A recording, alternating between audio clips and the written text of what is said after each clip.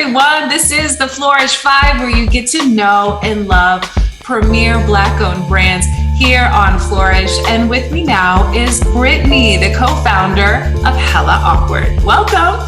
Thank you so much. Excited to be here with you. I was just telling you that there is a really amazing buzz around your brand story. So I almost want to start with the height of quarantine, right? Everybody's bored. And you and your brother and his partner, you guys kind of came up with this idea of creating a card game or creating a game. So tell us how this idea came to you and where did you get the inspiration from? Yeah, it was really an amazing experience working with my brother, Brandon, his partner, Jane. We just got really inspired by the TV show Insecure. It's one of our favorite shows, and we would watch every episode and talk afterwards, and discovered amazing conversations that we were having surrounding being multicultural millennials, living in a big city, navigating love and relationships and work. And obviously during a trying time like quarantine, we wanted to just create a tool to help people reconnect and deepen their relationships.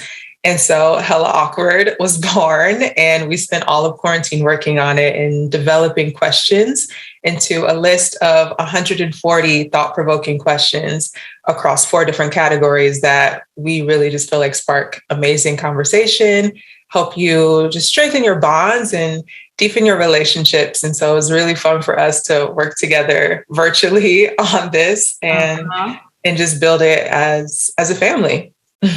Yeah. And so tell us like, what's the, who did you have in mind for this game? Like what type of person or people, what are they doing? Is it a dinner party? Is it, the holidays? Where do you see this game sort of showing up in people's homes and in their lives? Absolutely. I mean, we made this for us and people like us. So it's really for multicultural people who really need the time and the space to just reconnect. So it's people who are going on their first dates. Like I've used it a lot on my early dating experiences. It's amazing. You get those early questions out the way real fast.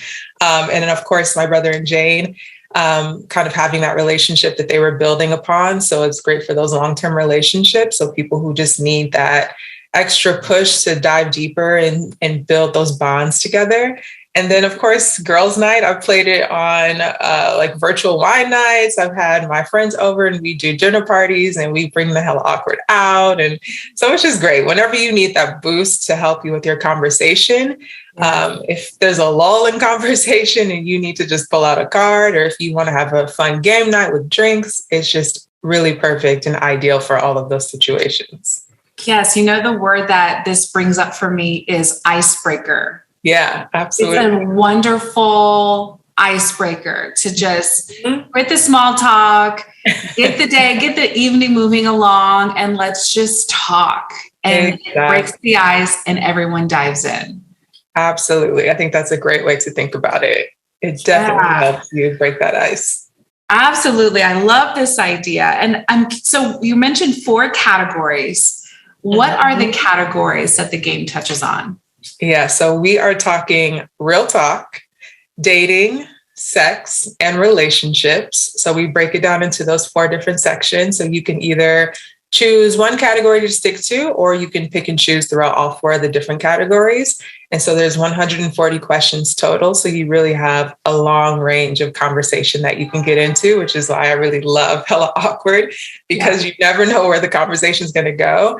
And depending on who you're playing with, it can kind of spark different thoughts or different experiences or, different things that you've been through, or somebody can say something that you say, oh, wow, I didn't think about it that way. Yes. And so it kind of just re-energizes the conversation and keeps things flowing. Yes. And for my final question, what are some of, and I know you have them because you made the game, but what are some of your favorite questions within the game? Okay, so I have it right here, of course. Yes.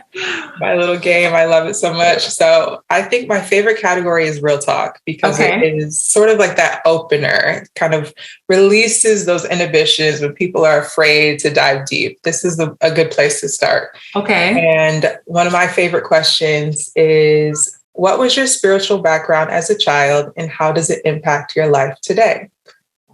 I love this question. That's like the perfect question for me. And I would probably hog the whole time.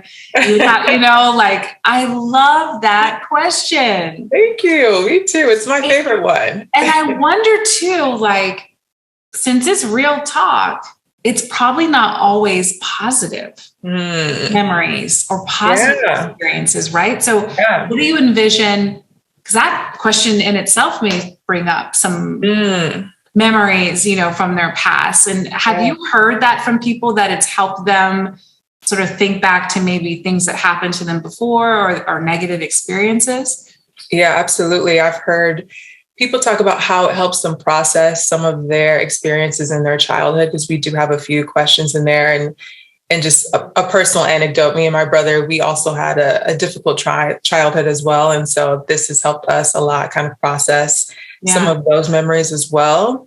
And we've even had feedback from couples who have said, we were having a hard time in our relationship and this opened up conversation, and now we're in counseling and going to couples therapy. So it really is the most amazing tool to really help you just process and just sit in yourself and be able to get vulnerable and really think about some of those memories and some of those experiences that you've had, and just being able to share. That's really all it's about. Just share who you are, be comfortable in who you are, and just live in that space. And I think that when we do that, we learn that we're all so much more alike than we are different. We all are so much more connected.